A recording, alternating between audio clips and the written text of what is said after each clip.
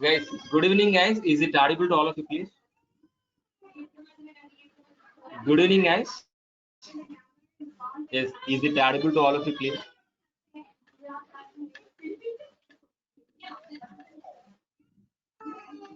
Yes. Thank you. Thank you. Thank you, guys.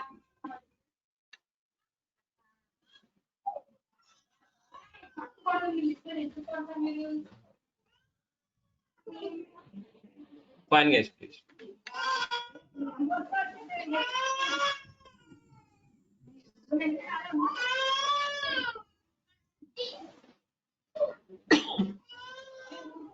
Yeah.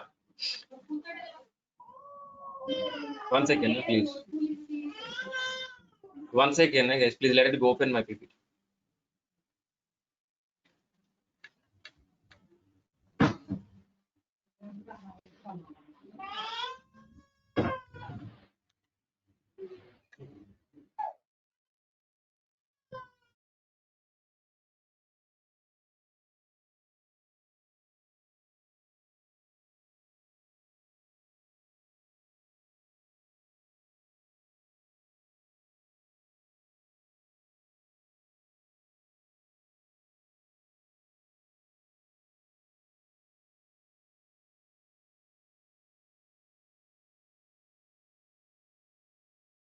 Yeah, please.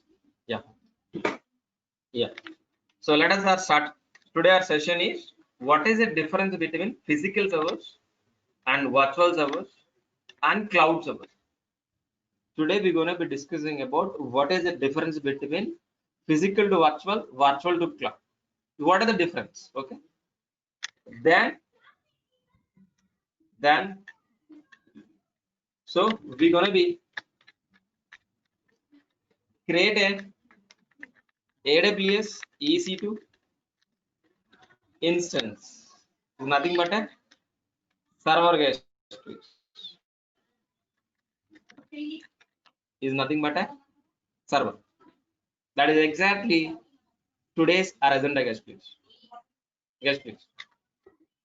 Today we're going to be discussing between what is the difference between physical servers with virtual servers and with cloud servers. Then so we're going to be creating an EC2 instance, an EC2 instance, an EC2 instance. Then so we're going to be install some software that is exactly for today, guys. Yeah, let us start. One second.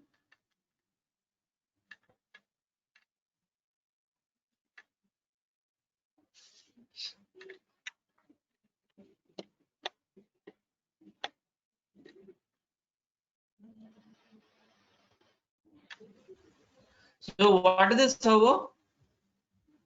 What is the server? It look like your laptop, and what exactly your laptop has, so the same kind of resources having in server also. RAM, CPU, motherboard, NIC card. Yes, please. What exactly your laptop has, the same kind of resources are available in server side also.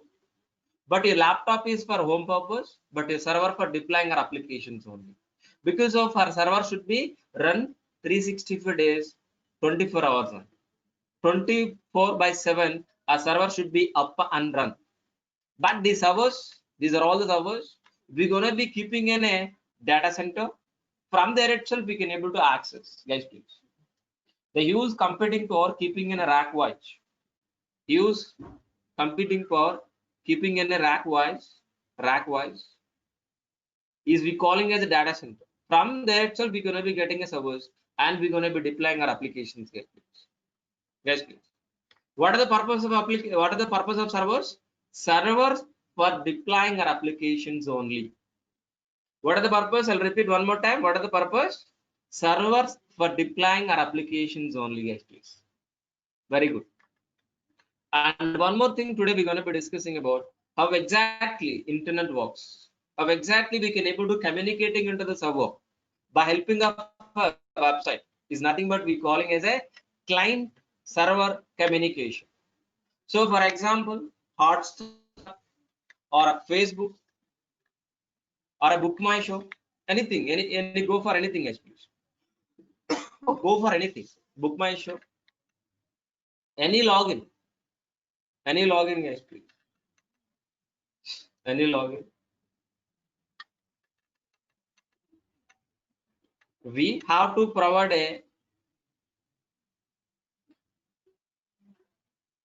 have to provide some credentials, even from Flipkart or Gmail, something like, guys, please.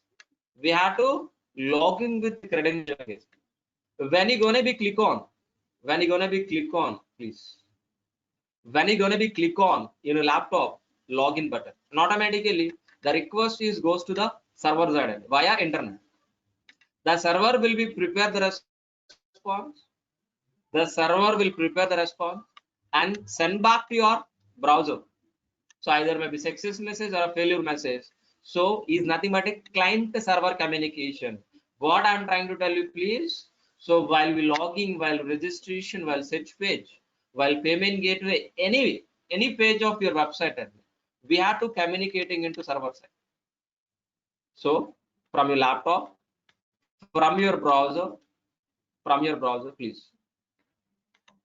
From your laptop, from your browser, through internet, if you can able to communication, the communication will happen through internet from your browser to your server side. The server will prepare the response and send back to the browser. This is nothing but a server client communication. Just understood in elaborate way. In your laptop, you're gonna be providing a username password. You're gonna be providing your credentials like username and password. That means you're querying into the what exactly? Our server. Our server will prepare and response to send a response back to your browser. Our browser will be displayed. But how? Exactly? So here we have two kinds of servers, guys, please. Our application server as well as database server, guys, please. Here we have two kinds of servers. Here we have two kinds of servers, guys, please. Application server, database server. Our application server maintaining only application. What is application, please? The working software which is written any programming language we call as an application. That application we gonna be deploying onto the server. That server we calling as an application. Good, very good. And our customer information like username, password, phone number, email address, everything, the full details of our customer information we gonna be maintaining on database server. We're going to be maintaining under database server, guys, please. So our application is maintaining under application server, our data is maintaining under database server. But actually both are same kind of hardware, same RAM, same CPU, same kind of operating system also, maybe Linux. But if you're deploying an application, that we calling an application server. If you're deploying a data, that we calling as a database server. But so while we logging, while we trying to logging into this application server, so we querying with username and password, our application server will be processed. While we processing a request, whether you providing a right user or a right password or right credentials, our application server will validate with the database server. Will validate with the database server. After validate with the database server, the response sent back to the browser, whether maybe success or a fail. So this is what exactly we calling as a client server communication, guys. The entire internet is work like this only. What you're requesting and what you are getting as a response. Guys, please. Guys, please. Guys, please.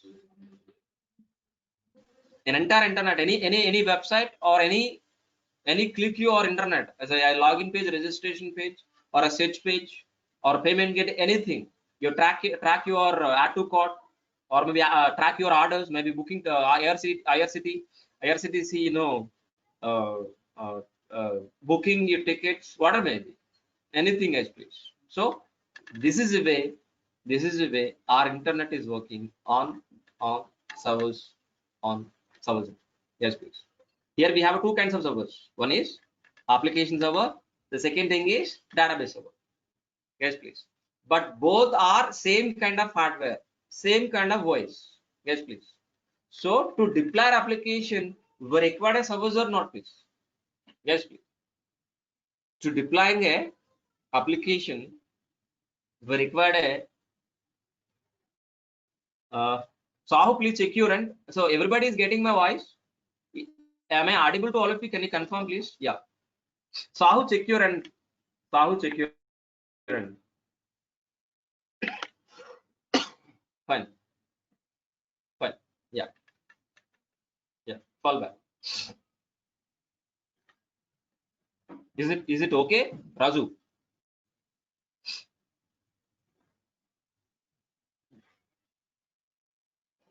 Okay, fine. Let it be continued, guys, please. Let it be continued. So that means for deploying our applications,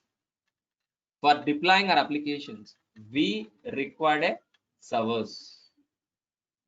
Those servers we can able to get either physically or virtually or cloud. But let us discuss about physical environment. Let me discuss about physical environment, guys, please. Let me discuss with physical environment. So let us assume it is a physical environment. It is a physical server. The physical server you can able to visualize in front of you. So if you can able to see any server, that is nothing but a physical environment. So in this we have a three layers, guys, please. Hardware layer, operating system layer, and application layer. We have a three layers. Guys, please. Hardware layer, operating system layer, and application layer, guys. So hardware is nothing but what exactly? RAM, CPU, NIC card, and disk. These are all we calling as a hardware. Is nothing but a computing power. Is nothing but a resources. Computing power, hardware, resources, all are same. So on top of this hardware, we're going to be installing our operating system. For example, Linux. On top of it, we're going to be deploying our application. Yes, please. Very clear. Let us assume this is RAM is 8 GB. This RAM is 8 GB. In a physical environment, we can able to utilize only 50% of resources. Remaining 50% resources we can able to use in futuristic, not right now, or always futuristic. That means out of 8 GB of RAM, how much we can able to utilize? 50% of 8 GB. That means how much we can able to utilize? Please, anybody help me? Please. 50% of 8 GB RAM. That means how much? Please, 4 GB. Am I right? So out of 8 GB, we can able to utilize only 4 GB. On top of 4 GB, we're gonna be installing an operating system with 2 GB. Remaining how much? Please?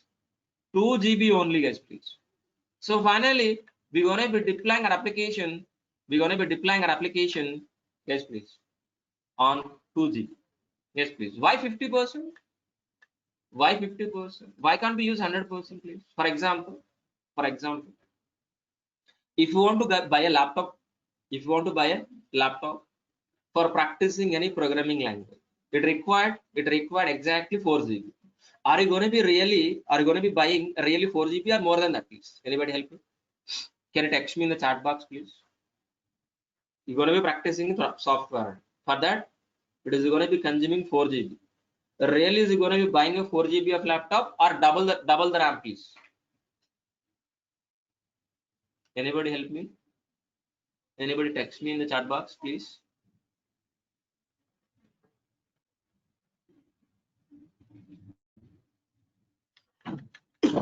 Yeah, more than 4 GB. Yeah. Anurag, yes, more than 4 GB. That means, so actual requirement is 4 GB, but you're going to be buying 8 GB. So that means it is always more than what you require. You have to keep. Actual requirement is 4 GB, but we're going to be keeping a friend one more 50% in your like your laptop. Even the servers also same kind of thing. So that means, so in a physical environment, we can able to utilize only 50% of resources. We can able to utilize only 50% of resources only, and we can able to deploy only one application. But if we are moving into the virtualization, guys, please. If we are moving into the virtualization, we can deploy multiple applications, and moreover, we can able to utilize 100% of resources, guys, please. 100%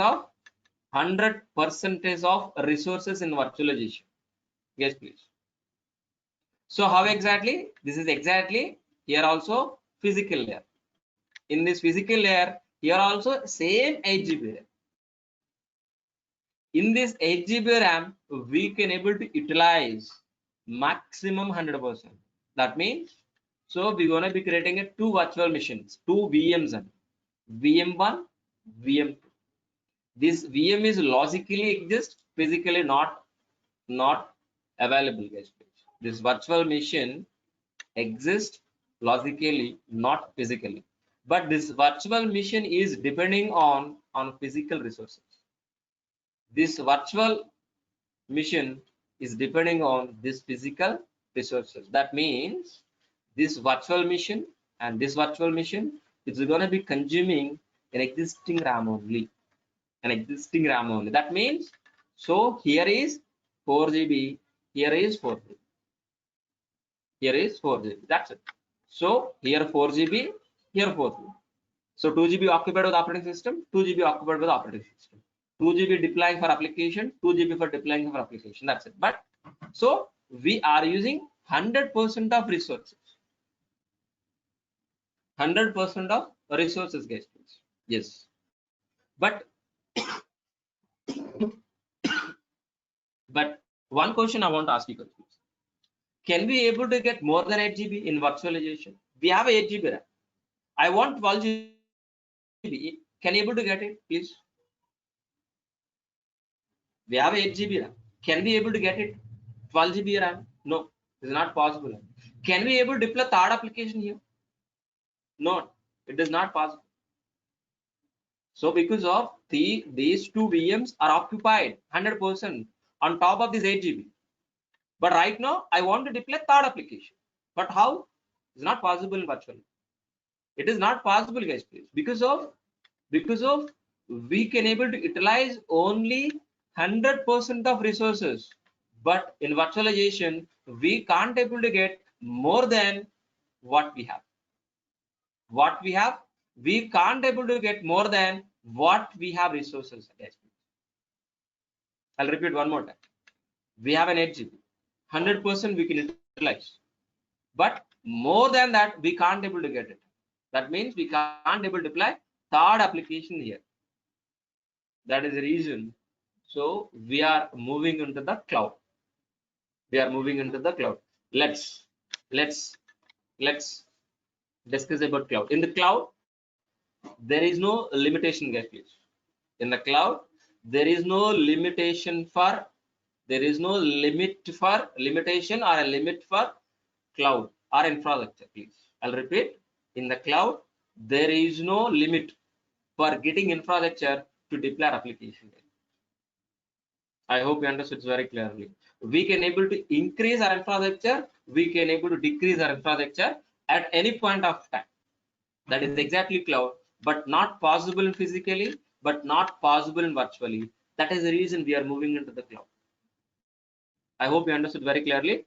So just recap this. So physical environment, we can able to utilize 50%. In virtualization, we can able to utilize 100%. But more than that, we can't able to get it. So we can able to use 100% of 8 GB. Good, very good. But more than that, 12 GB or 16 GB or 30 GB, we can't able to get immediately. But if you want to get immediately, if you want to increase or decreasing your infrastructure at any point of time, you have to go to the cloud. You have to move to the cloud. Yeah. Let us discuss about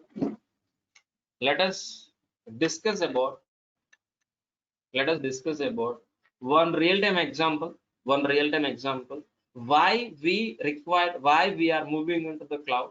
Let us discuss, guys. So let us discuss about these three servers are.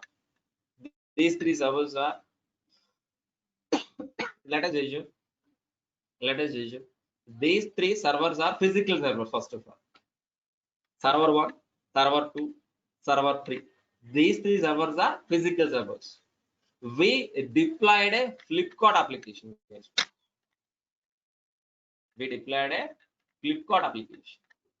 On top of these three servers, Flipkart application.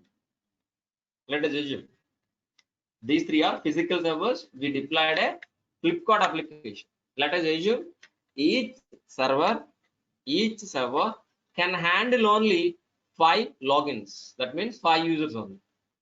5 users. Let us assume it as an example only. Don't consider them only 5 users. For explanation purpose, please consider for each server can handle only 5 users. That means by helping of these three servers, how many users we can able to handle? Anybody help me? Can you please type in chat box, please? Help me, please. That 15. Thank you, Raju.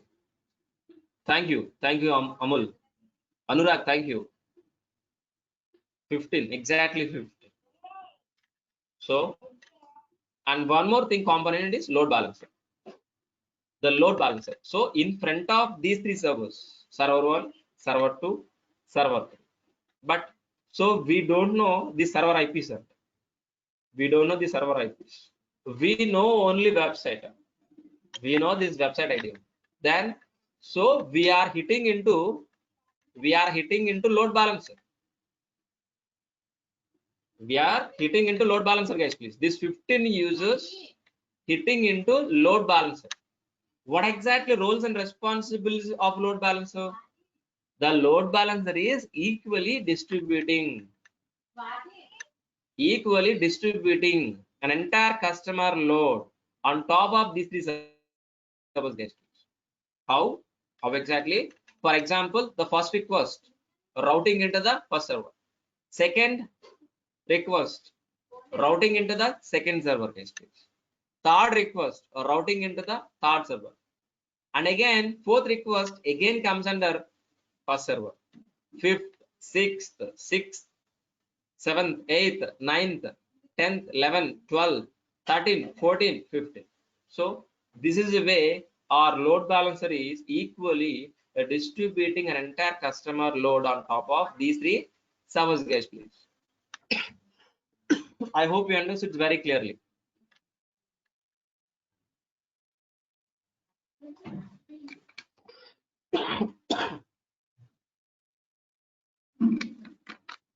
Fine. Very good. Fine, guys. Please. So today is a normal business day. There is no huge load and there is no huge customers. And though for that, these three servers is more than enough to handle an entire customer for today. To handle entire customer for today, these three servers is more than enough. But suddenly my management decided tomorrow is a big sale day. Maybe suddenly Dasra, Diwali, or maybe Sankranti, Christmas, Ramjan, whatever maybe. And a festival day, definitely our customer load will be double. Definitely. Customer load will be double. That means our servers also should be double. If it is a physical environment, can able to make it as a 6 hours in an overnight? No.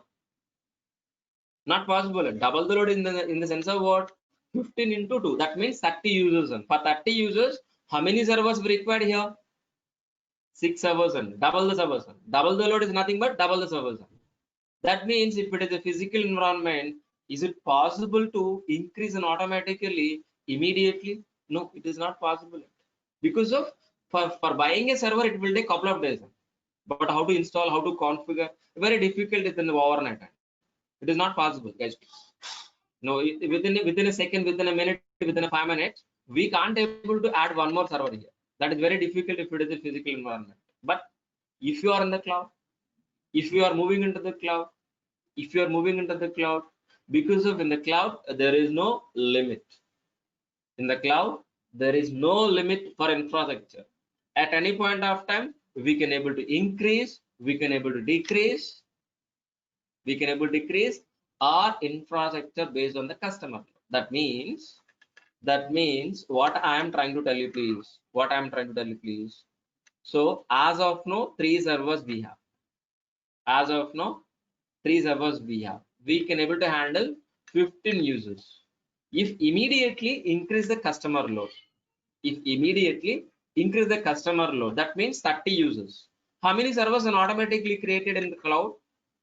How many servers can able to help me? For 30 users, how many servers will be increased, please? Can you text me? 6. Good, 6 guys, please. But if it is a 40 users, how many servers will be increased? 8. If it is 20, 4. If it is 10 users, 2 servers. So that means what I'm trying to tell you, based on a customer load, automatically our infrastructure will be increasing and decreasing. Is nothing but a scaling. Is nothing but a scaling. Is nothing but a elastic, which we discussed in the last class. Elastic is nothing but a increasing, decreasing our customer load based on customer load. Our infrastructure will be varied in the cloud. That is possible in the cloud. This is the reason, main reason our entire industry is moving into the cloud. I hope you understand very clearly this. Good, but vertical scaling, horizontal scaling. What is the difference between vertical scaling, horizontal scaling? Which I explain is nothing but a horizontal scaling. Is nothing but a horizontal scaling. But what about vertical scaling is, please? How are we going to be increasing a scaling policy? Are we going to be increasing our resources? For example, so forget about this diagram. Please forget this, please. We have only one server. We have only one server. In that server, for example, let me consider my laptop as a server. Please, just 2 minutes. Please consider my laptop is a server. Let us use just 2 minutes. So my laptop has 4 GB. I deployed an application. So 5 users we can able to handle by using a server. Good, very good. Suddenly, so customers increasing into the 10. What we will do, please? We have to increase the RAM or not? How can I please? If it is a vertical scaling, so on a same place, on a same server, we have to replace. On a same server, we have to replace 4 GB with 8 GB of RAM. How can I please? First shut down the server, first shut down the laptop, then open the cable, replace with 4 GB into 8 GB, then short again. Then so our server can able to handle 10 users. Suddenly 10 users to 15 users. That was once again, please. We have to shut down. We have to replace 8 GB RAM into 12 GB. 12 GB RAM. This will be repeated for every increasing of our customers. That means what I'm trying to tell you, please. On a same server, if you are increasing your computing power, vertically 4 GB is divided to 8 GB, 8 GB divided to 12 GB, 12 GB divided to 32 GB. So on a same server, if you're increasing a computing power, this we calling as a vertical scale. Yes, please. But what are the problem with that, please? What are the problem? Anybody help me? If it is a vertical scaling, what is the problem? Downtime. For every restart your laptop or a server, your website will be down. Your website will be down. So that is a problem with vertical scale. But if you are going for horizontal scale, if you are horizontal scale, we have a 3 servers. We have a 15 users. If it increase one more 20, that means fourth server will be configured without shutdown these 3. If it is a 30 users, one more 3 servers will be configured without shutdown this. Yes, please. So horizontally, sorry guys, horizontally, we're increasing our resources, guys, please, without any affecting, without any shutdown, without any down of a website. Is nothing but a place horizontal scaling, horizontal scaling, guys, please. I hope you understood very clearly. So what are the difference between physical server to virtual server to cloud servers? Very clearly, guys. I hope it is done. So let me create a one AWS instance. Let me create an AWS instance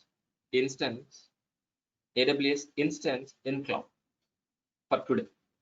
That is we're gonna do. For that, please, first create, please.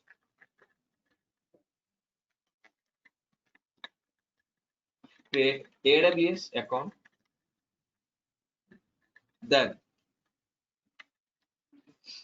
install Git on your laptop, then create a AWS EC2 instance. Is nothing but a server. That's it. So these 3 steps required, guys. What are the first step, guys? Please tell me. You have to sign up in AWS. How exactly sign up in Gmail? How exactly sign up in Gmail or a Facebook, Google account, or anything else, please. Email. The same way we can able to sign up in AWS account. For that, please, in Google AWS console, guys, please. You have to type it AWS console. So I already sign up, guys, please. I already sign up. I need not to require to sign up again, but I have a document. Let me show you how to sign up. Let me show you a document, please. Let me show you the document.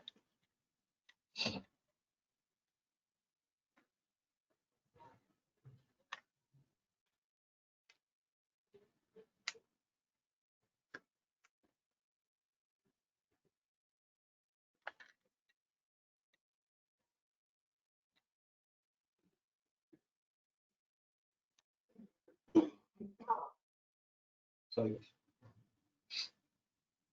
guys, please. So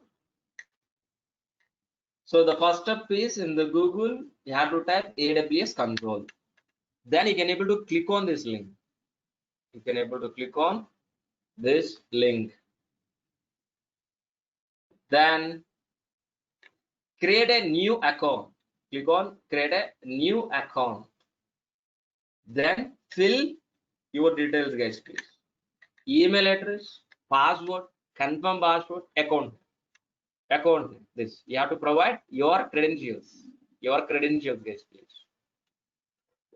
But this AWS account is 12 months free, but not all the services are. Particular services only.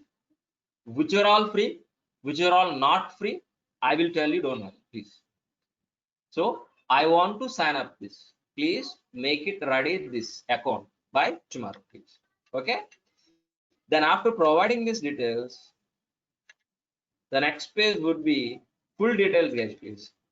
So full name, phone number, so postal address, communication address details, PIN code. The next page would be your payment gateway. You have to fill your debit or credit card details. After providing an OPT, you're gonna be detecting 2 rupees from your bank. Just a verification only. Don't worry. You can able to give your credentials, your bank credentials. There's no problem. There is no problem. Just it will detect only 2 rupees for verification your bank. Okay.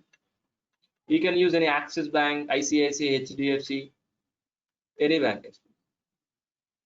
Then the next page would be verification your phone number. Please provide a phone number. Please provide a phone number and security. Then get a security check. Text message you are receiving any your message. Then provide a 4-digit. Then automatically phone number will be verified. Then that's it. That's it. Your identity has been verified successfully. Then by choosing a basic plan, your registration will be done. Your registration will be done. Then after successfully sign up, then you're going to be providing a username and password. Sorry, yes, please. After successfully sign up, you have to provide a username and password for login. After successfully sign up, after successfully sign in, you can able to visualize this page. We can able to visualize this page. I hope you understood. It's very clear. I hope you understood. It's very clear. Yes.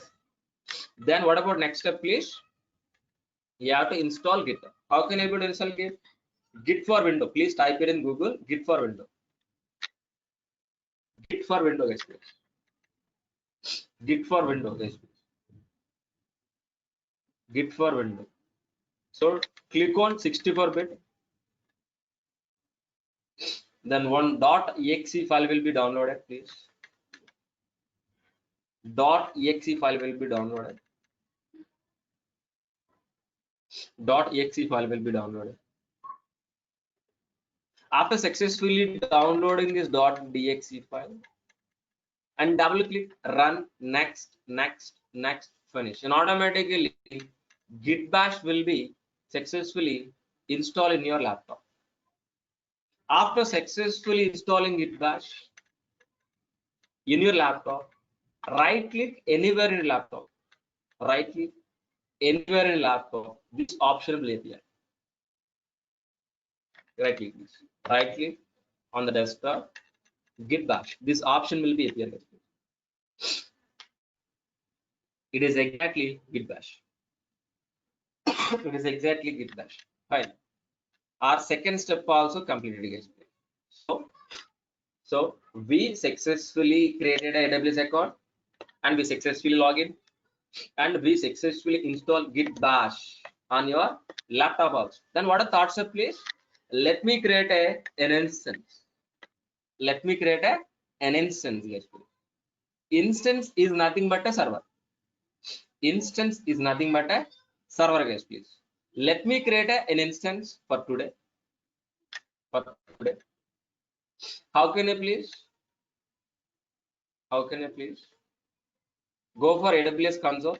Click on sign in console, please.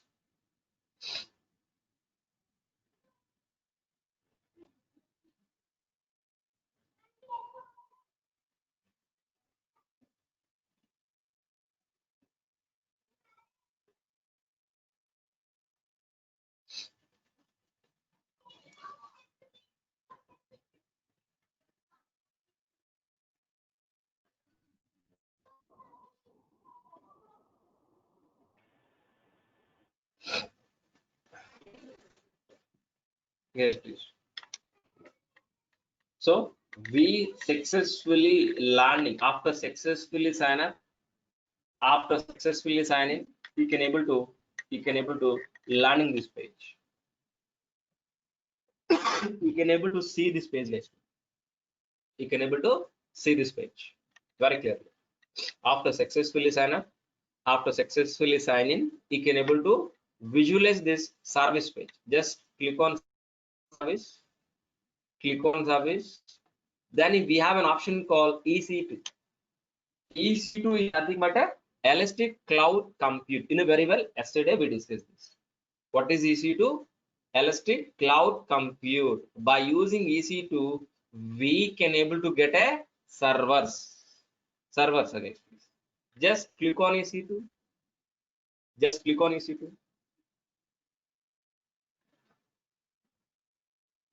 Click on EC2. Yes. Yes. This is an EC2 dashboard, guys. I'm in this EC2 dashboard. Guys, today I'm gonna be creating instance. Okay. So tomorrow I'll explain each and every tab. Please wait. Okay. So today let me create instance. Okay. Then tomorrow I'll explain each and every tab, what purpose we're gonna be using. Okay. So services, click on EC2. Click on EC2, please. Then running instances. Running instances. Yes. We have already two instances. These two instances is in stop state, is not a running state. We have already two servers already because of I have created for next class. This is an Ansible server, please. Okay, leave it. These servers are not belongs to us, please. And let me create a one server right now. How can I please? Click on launch instance. Click on launch instance. Click on launch instance. Click on launch instance. So right now I'm gonna be choosing AMA. AMA nothing but a please. AMA operating system. Yesterday I explained, in a demo class, I explained very clearly in EC2 what are things we're gonna be getting. So let me open PPT. 1 second, let it be loaded. Let it be loaded, please.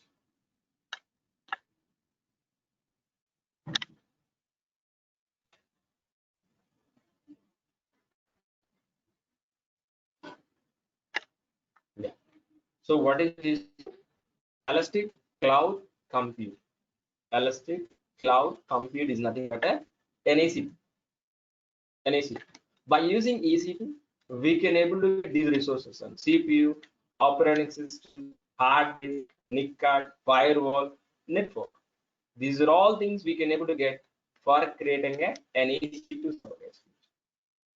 Let us create. Let me know. I'm choosing an AMA. Which AMA I'm going to be choosing? Ubuntu 16.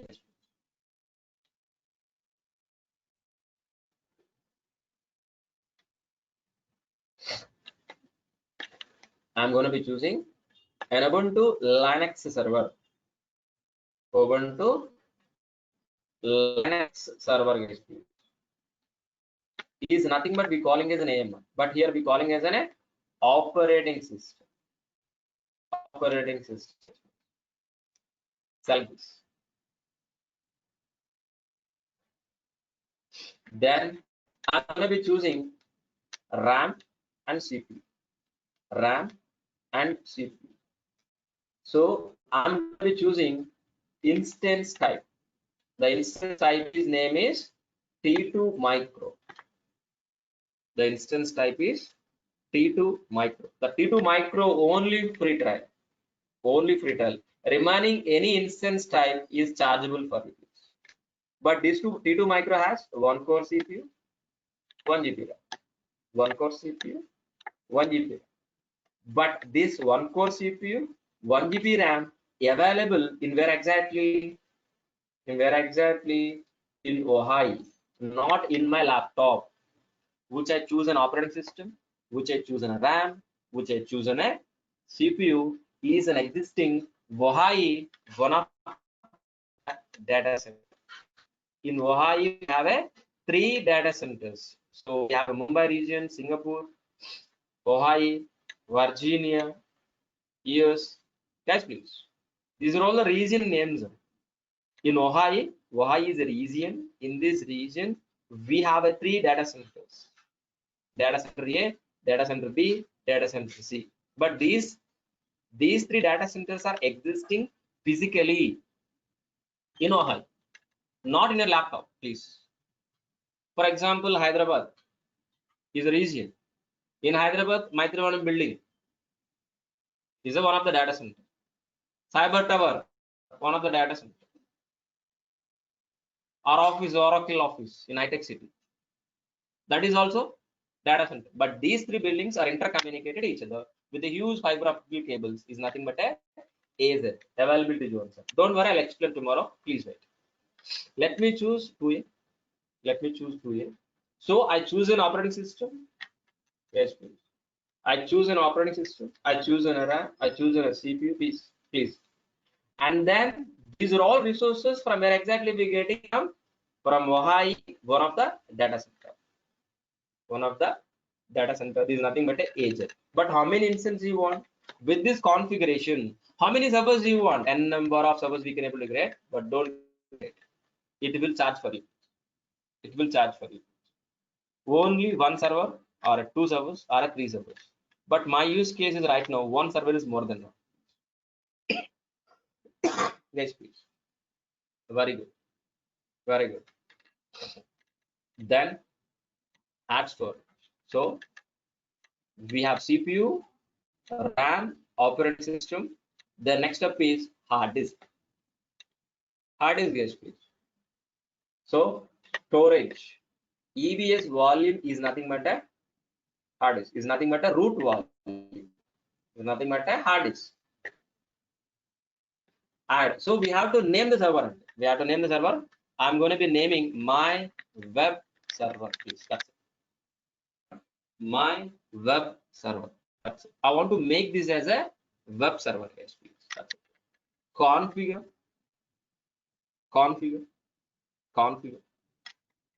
So then security group, guys, is nothing but a firewall.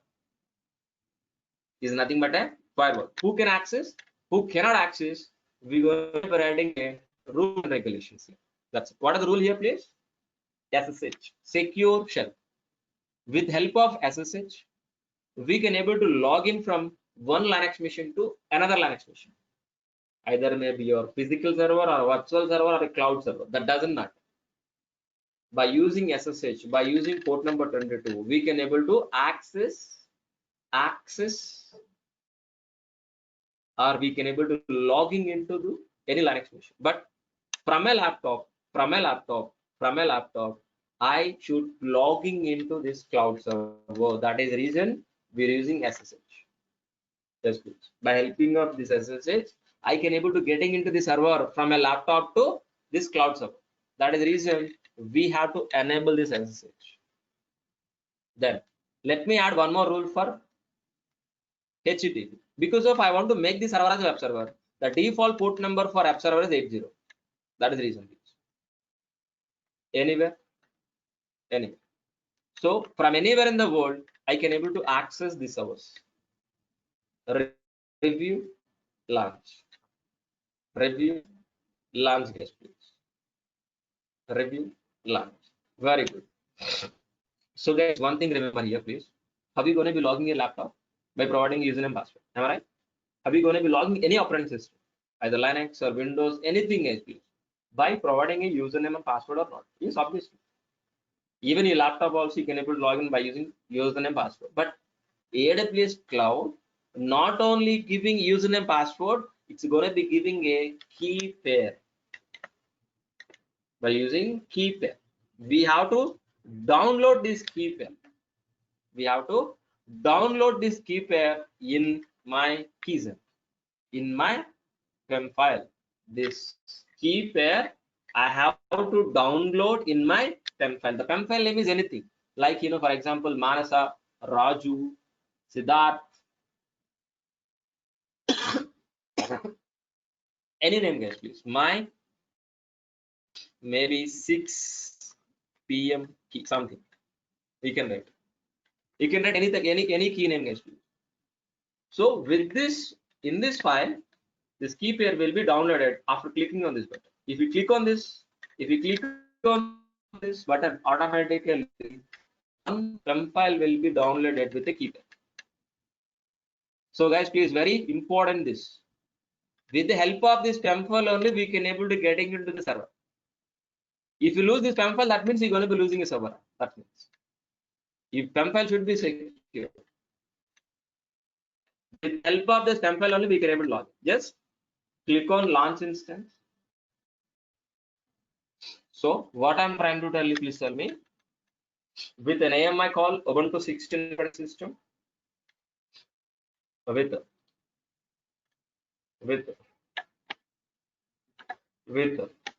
2 core, one core CPU and 1 GB RAM, with 2A data center in Ohio region, I successfully launched a cloud server. Right now it is in running state. Right now is in running state. The server is ready. The server is ready. Can you able to get these kind of servers in physical? This much of speed. What is on demand, please? What is an on demand? What is the cloud? Whenever you want a server is immediately ready for your work. Even did you pay any single rupee? No, I didn't pay single rupee. I want a server immediately. Yes, I got the server. Yes, obviously. What is the cloud?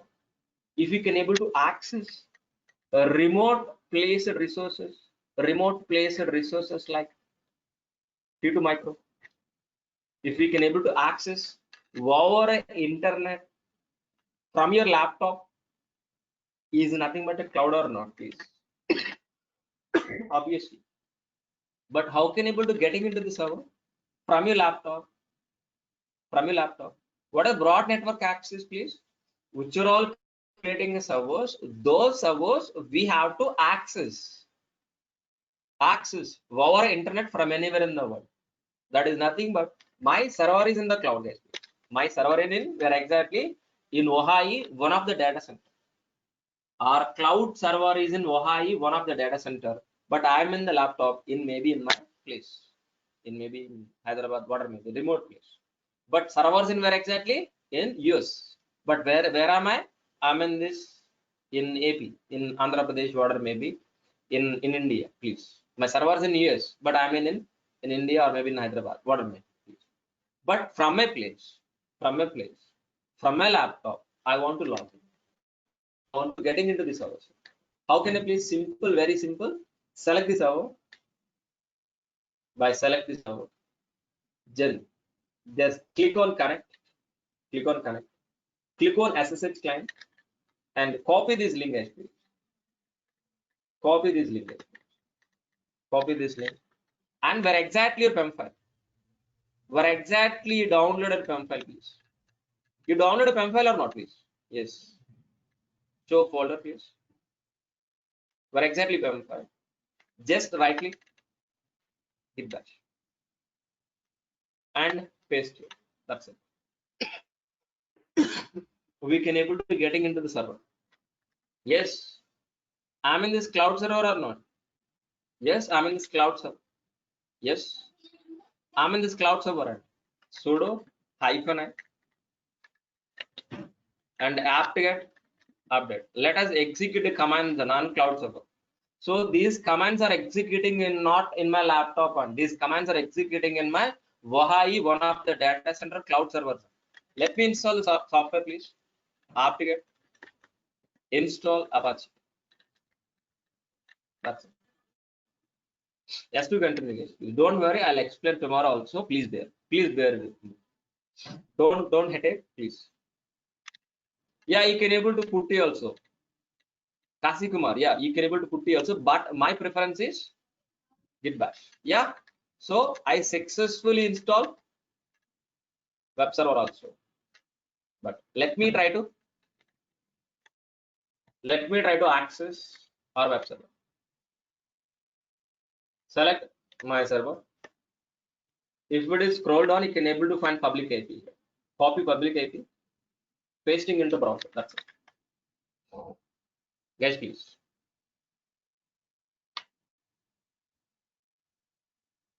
I successfully accessing our web server. Guys, please, any questions for today's class? So I'm requesting all of you, please make it ready by tomorrow. Sign up your AWS account. I'm requesting all of you, please make it ready. Make it ready. Your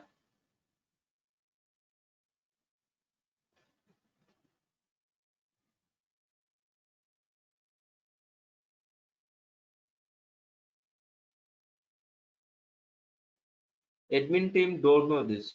Okay. So Kasi Kumar, please join.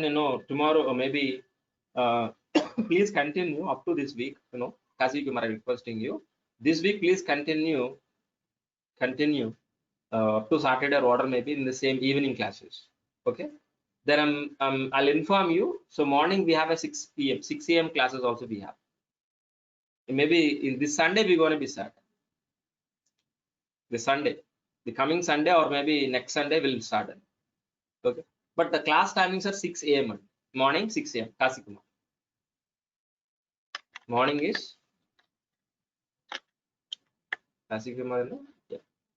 Morning 6 a.m. Please wait up to the Sunday. Please. I will inform the admin. He will call you, please. He will inform you also. Please. Yes, please. Kasi Kumar. Yes, please. Kasi Kumar. Okay. Manasana. Sorry. This ask is Manisha. Manisha, you can able to join in morning 6 a.m. 6 a.m. Maybe.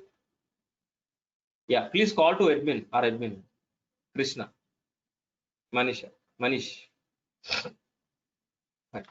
Any technical questions, please ask me.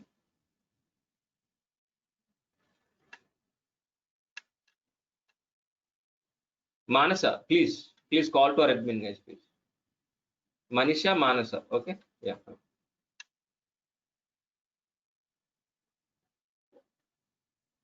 Kazi, not Kazi, yeah. Manish, yeah, fine, good. Yeah, fine, good, Manish. Sure, Manasa, okay. Yeah, that's what, So after creating a EC2 instance, we can able to access this instance by using Git bash. By using Git bash, guys, please. That's it. Either PuTTY or Git bash, any Linux terminal. From any Linux terminal. From any Linux terminal. But my preference is Git bash. That's it. Classic. Fine, guys. So if you have any questions, please ask me, or else we will meet tomorrow at the same time. Thank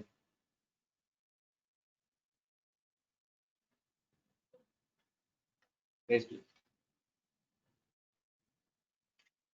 Thank you. We will meet tomorrow at the same timing. Nice talking to you. Nice. Bye-bye. Thank you.